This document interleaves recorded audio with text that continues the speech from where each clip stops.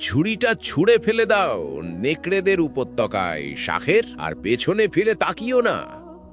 এই শিশুটি এক গভীর রহস্য বহন করছে, যা একদিন সিংহাসন পুড়িয়ে ছাই করে দেবে, রাজ্যের ভিত্তিমূল কাঁপিয়ে দেবে।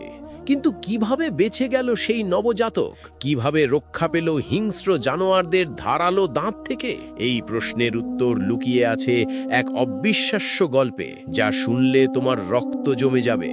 অনেক যুগ আগের কথা, যখন সূর্য ডুবে যেত শুধুমাত্র চোখের জলে ভেজা ইতিহাস রেখে যেতে, সেই সময় মহান উরুক সাম্রাজ্য দাঁড়িয়েছিল সোনার পাহাড়ের ওপর।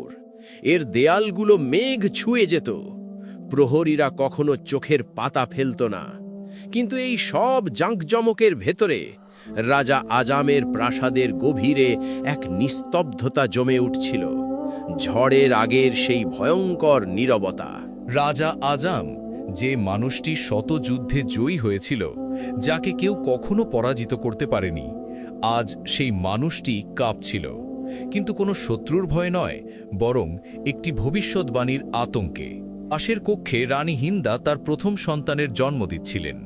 প্রসব বেদনার চিৎকার মিশে যাচ্ছিল প্রাসাদের উঁচু জানালায় আছড়ে পড়া প্রচণ্ড ঝড়ের সাথে। ঠিক সেই মুহূর্তে প্রবেশ করল উজির জাফের। সে ছিল পাথরের মতো হৃদয়ের মানুষ। তার চোখ দুটো যেন বিষধর সাপের চোখ। সে রাজার কাছে এগিয়ে গেল এবং বিষ মাখা ফিসফিস করে বলল, মহারাজ, জাদুকরণী তার স্ফটিক গোলকে ধ্বংসের দৃশ্য দেখেছে। এই শিশু কোনো উত্তরাধিকারী নয়, বরং আপনার সাম্রাজ্যের সর্বনাশের কারণ। তার কুবজিতে যে চিহ্ন আছে সেটি ধ্বংসের প্রতীক। রাজা জানতেন না যে জাফের ইতিমধ্যে জাদুকরণীকে 2 থলে স্বর্ণমুদ্রা দিয়ে এই মিথ্যা ভবিষ্যৎবাণী তৈরি করিয়েছে। সিংহাসনের লোভ তার হৃদয়ের রক্তের সম্পর্কের চেয়েও বেশি শক্তিশালী ছিল। যখন ধাত্রী বেরিয়ে এলো নবজাতককে কোলে নিয়ে, শিশুটির মুখ পূর্ণিমার চাঁদের মতো উজ্জ্বল ছিল। কিন্তু রাজা, যার হৃদয় ভয়ে অন্ধ হয়ে গিয়েছিল, সেই সৌন্দর্য দেখল না।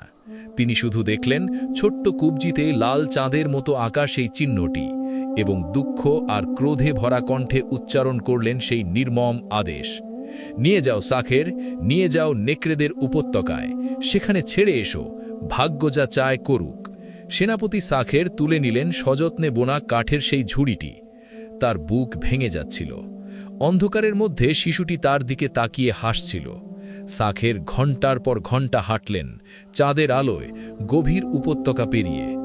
অবশেষে পৌঁছালেন নেকড়েদের সেই ভয়ঙ্কর উপত্যকায়, যেখান থেকে কোনো